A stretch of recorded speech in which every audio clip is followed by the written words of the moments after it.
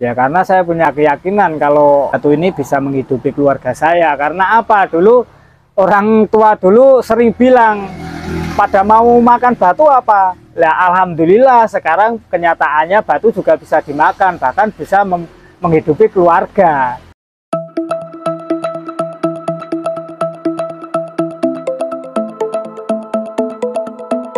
Kenalkan, nama saya Winarko, alamat saya Dusun Kediri 2, Kecamatan Muntilan, Kabupaten Magelang, Jawa Tengah. Di sini saya pelaku usaha kerajinan batu dari Gunung Merapi Muntilan.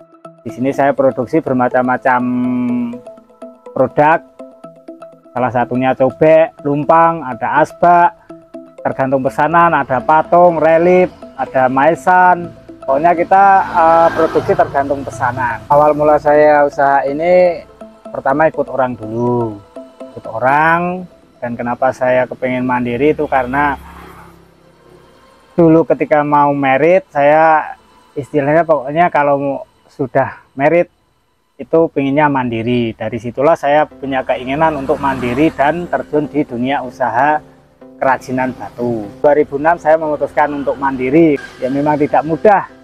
Kalau sebelumnya ikut orang, istilahnya apa-apa kita tinggal menjalankan yang sudah jalan. Tapi ini karena kita merintis usaha sendiri memang tidak mudah. Kita memang dari nol ya Mas ya.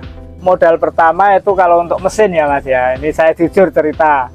Itu saya terus terang dulu kepengen istilahnya produksi cobek, belum punya mesin bubut. Saya datang ke temen relasi. Nah, kebetulan di sana ada mesin bubut yang sudah tidak terpakai dan saya bilang, Mas, saya kepengen usaha sendiri. Saya kepengen membuat cobek. Kebetulan dia menawarkan, ya udah itu ambil aja mana yang mau dipilih. Itu Mas. Jadi jujur pertama usaha itu memang berat. Bahkan untuk mesin bubut pun saya dikasih sama temen. Nah, terus lainnya itu mungkin untuk bahan baku pun ya kita sambil jalan dalam artian waktu itu kan memang bahan baku juga tidak murah Mas. Jadi kita sambil jalanin aja, yang penting saya udah ada niat pengen mandiri. Untuk saya pribadi sebenarnya kesulitannya bukan di tingkat pembuatan barang ya Mas ya. Dalam artian untuk produk itu kita tidak kesulitan, cuma memang kendala paling besar untuk pengrajin ataupun pengusaha kerajinan itu batu itu pemasaran. Tapi alhamdulillah karena kita juga memang sudah punya tekad, ya pelan-pelan kita coba tawarkan door to door ke pengepul, pengecer yang ada di panjang pinggir jalan Muntilan itu. Alhamdulillah kebetulan sebenarnya sebelum saya mandiri kebetulan relasi sebenarnya sudah banyak Mas.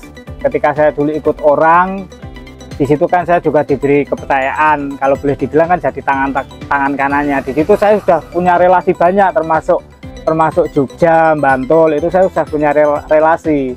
Nah itu tinggal saya nyambung lagi. Oh ini loh saya sudah punya usaha sendiri. Kalau ada order kok saya dikasih. Nah itu alhamdulillah untuk jenis produk yang ekspor kita pun sekarang produksi. Tapi kita juga lewat temen, jadi saya tidak berani lewat langsung kantor, langsung PT-nya. Karena memang kalau untuk barang ekspor itu kan kapasitas banyak. Terus nanti untuk kapasitas banyak, otomatis kan juga perlu modal banyak. Di sini kita belum mampu. Nah, jadi yang jelas saya kan bermitra dengan teman saya yang masih di Jogja. Untuk karyawan itu sejak saya mandiri sebenarnya sudah ada karyawan. Itu kebetulan kan masih saudara saya sendiri. Dan sampai sekarang alhamdulillah juga masih setia menemani saya itu untuk karyawan itu. Tapi kalau untuk karyawan itu kan kita banyak enggaknya kan kita tergantung pesanan Mas. Kalau pas kita dapat pesanan banyak kita bisa ambil teman-teman. Ini saya ada pesanan jumlah banyak. Mari kita kerjakan bareng-bareng. Untuk membeli alat-alat ini sebenarnya dulu pertama kan tadi sudah saya ceritakan. Nah itu kan saya pertama diberi sama teman. Tapi kan untuk mesin yang itu kan kurang maksimal. Terus langsung kita kan coba untuk membuat sendiri. Jadi ini alat-alat ini kita rangkai sendiri Mas. Jadi kita tidak beli jadi. Kita beli bahan, cari di tempat rosok, tempat penampung besi tua. Kita rangkai sendiri. Ini kalau dinominalkan ini mungkin kurang lebih 3 jutaan. Kalau untuk bahan baku itu kan bahan baku kita kan untuk pemesanan bahan baku kan itu modelnya satu red, jadi modelnya satu red L Sape itu. Nah, satu red L Sape itu kalau sekarang nominalnya itu 600.000 untuk bahan. Tapi untuk bahan kan biasanya kita tergantung pesanan Mas. Kalau pesanan pas banyak ya udah kita beli banyak kan gitu. Untuk mesin pun juga gitu, kita fleksibel. Kalau ada pesanan tambahan yang kira-kira kok pakai mesin 2, 3 mungkin tidak mencukupi untuk kapasitas produksi, ya kita tambah lagi. Untuk cobek lumpang itu wong kita tiap hari produksi itu laku terus Mas, jadi kita tidak bisa menghitung. Jadi untuk cobek lumpang kita produksi terus Mas, dan selama produksi itu alhamdulillah juga laku terus. Cuma kalau untuk yang model jenis ekspor kita kan tergantung pesanan dalam artian ya kita produksi. Kalau untuk barang yang ekspor kita produksi sesuai pesanan. Beda kalau untuk cobek lumpang seperti ini kan kita memang tiap harinya produksinya seperti itu, memang cobek lumpang. Nanti juga ada maesan. Untuk saat ini saya sedang produksi bowel, atau kalau mungkin orang Jawa bilang cobek tapi ada kakinya, itu juga pesanan ekspor, tapi kita pesannya juga lewat mitra, jadi yang berada di Bantul. Jadi kita lewat mitra, ada teman yang ngasih order, alhamdulillah itu dengan jumlah kurang lebih 8.000 pieces, dan itu yang cuma satu item, belum lagi ada yang kayak donat itu nanti disambung-sambung kayak rantai itu, tapi entah untuk apa itu juga kita nggak tahu, karena kita cuma ya pokoknya ada pesanan bikin, entah itu nanti gunanya di sana buat apa. Untuk pesanan yang ekspor biasanya kan ini Mas berjangka, jadi satu orderan, misal orderan 2.000 itu kelar. Nah, nanti ada susulan lagi, jadi bertahap. Bahan baku untuk cobek lumpang itu dari Gunung Merapi, jadi dari lereng Gunung Merapi. Tapi kalau untuk yang kayak donat terus dipotong disambung kayak rantai itu dari Gunung Kidul, jadi itu Batu Kapur, jadi di daerah Prambanan belakang itu Candi Boko itu. Kalau perbedaan itu yang kita rasakan cuma ini Mas, lunak kerasnya itu. Cuma untuk kualitas itu kan enggak, kalau kualitas itu kan tergantung yang pesan ya Mas ya, kalau kualitas. Jadi perbedaan bagi kita yang diproduksi itu kan cuma tingkat kekerasan. Jadi antara batu hitam dan batu putih itu kan memang tingkat kekerasnya beda. Kalau batu hitam itu dari Merapi, itu kita ambil dari Merapi, jadi dari lereng Merapi. Itu kita juga sudah, kalau di sana udah ada penambangnya sendiri Mas, kita tinggal pesen. Jadi pesen butuh berapa kubik atau berapa truk, nah itu kita tinggal pesen nanti diantar. Kalau untuk yang dipihin lumpang kayak gini itu kita beli gelondongan itu. Kalau satu red itu kan muatannya kan pakai L Sape, itu rata-rata kalau untuk dibikin lumpang ini jadi antara 80 sampai 100 pieces. Tapi kalau untuk bahan cobek kadang biasanya kita juga beli gelondongan, kita masukkan ke jasa pemotongan, itu bisa. Tapi kita langsung pesen dari sana ya, dari lereng Merapi, di sana juga ada jasa pemotongan, kita pesen sudah dipotong-potong, itu bisa. Proses pembuatan pertama itu kan kalau turun kan masih wujud batu gelondongan bulat, itu kan dipecah dulu. Dipecah, nanti kita ada tenaga sendiri sebelum naik ke mesin bubut kan dibikin kayak gini dulu Mas. Nah, dibikin kayak gini dulu. Itu kalau udah dibikin kayak gini nanti baru naik ke mesin bubut. Satu pieces kita buat itu rata-rata durasinya antara 10 sampai 15 menit. Itu pun tergantung kekerasan batu Mas. Dari mesin bubut itu masih ada finishing. Itu kita pakai gerinda. Jadi habis digerinda halus, udah dicuci aja pakai plastik. Udah selesai gitu. Kendala yang terberat itu kalau modal saya kira bisa sambil jalan ya Mas ya, kalau modal.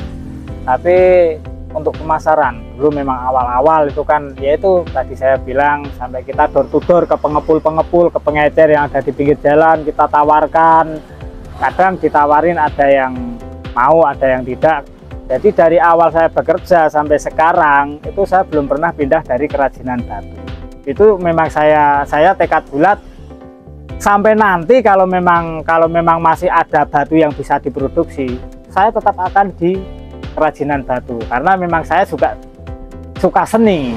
Pada dasarnya saya memang pecinta seni. Itu kenapa saya masih bertahan di kerajinan batu. Karena saya punya keyakinan kalau batu ini bisa menghidupi keluarga saya. Karena apa? Dulu orang tua dulu sering bilang, pada mau makan batu apa? Lah alhamdulillah sekarang kenyataannya batu juga bisa dimakan, bahkan bisa menghidupi keluarga. Unggulan produk dari saya biasanya gini Mas. Kalau saya karena memang saya suka seni ya, jadi saya selalu berusaha untuk membuat sesuatu itu yang saya semaksimal mungkin menjaga kualitas. Sering kita mengalami istilahnya naik turunnya itu penjualan itu sering. Kadang memang ada bulan-bulan tersendiri untuk khususnya untuk cobek, lumpang ini ada, ataupun barang ekspor yang diekspor itu ada bulan-bulan sendiri Mas. Kalau katakanlah kalau misalnya untuk cobek, lumpang itu kan biasanya kalau mau mendekati tahun baru atau hari raya itu kan biasanya permintaan banyak, tapi kadang ada bulan-bulan yang memang sepi itu ada. Dan itu untuk mengatasi itu ya kita juga ya cuma bertahan aja Mas, yang penting kita produksi, kita taruh di pinggir jalan tidak mungkin tidak akan laku. Teman atau pemirsa atau penonton di seluruh Indonesia mungkin yang membutuhkan kerajinan batu, entah itu cobek, entah itu lumpang, atau yang model lainnya, mungkin ada cobek karakter, ada asbak, mungkin ada air mancur, itu nanti bisa menghubungi saya. Dan kami juga melayani mitra bagi siapa saja yang mungkin mau menjadi reseller ataupun mungkin sales, itu kita juga bisa jadi mitra. Buat teman-teman semua, saya cuma berpesan dari pengalaman apa yang menjadi pengalaman saya. Jadi tekunilah apa yang menjadi usaha kalian dan jangan sampai putus asa, karena segala sesuatu ataupun usaha itu pasti banyak rintangan, banyak cobaannya, dan itu saya juga sudah mengalami sendiri. Dan khususnya untuk pengrajin batu yang berada di Muntilan ataupun dimanapun, ya mari kita lestarikan kerajinan dari batu, karena itu juga suatu anugerah dari Yang Maha Kuasa. Batu dari Merapi pun sekarang bisa dibilang lebih mahal dari emas Mas. Cari batu lebih sulit, lebih enak cari emas. Sekarang terbukti Mas, kita punya uang belum tentu dapat batu. Kadang seminggu, setengah bulan baru datang kalau pas sulit batu. Kalau cari emas kita tinggal ke toko emas sudah dapat. Jadi batu itu sekarang lebih mahal dari emas. Kita bukan mengukur dari nominal ya. Kita ngukurnya kan cari batu aja lebih sulit dari cari emas. Ya, itu yang kita katakan mahal kan di situ. Kalangan kita pengrajin yang membutuhkan bahan baku, saya mencari bahan baku tidak semudah mencari emas. Ya, terima kasih ke penonton semua yang sudah menonton siaran ini. Jangan lupa subscribe channelnya Jejak Rezeki. Mantap.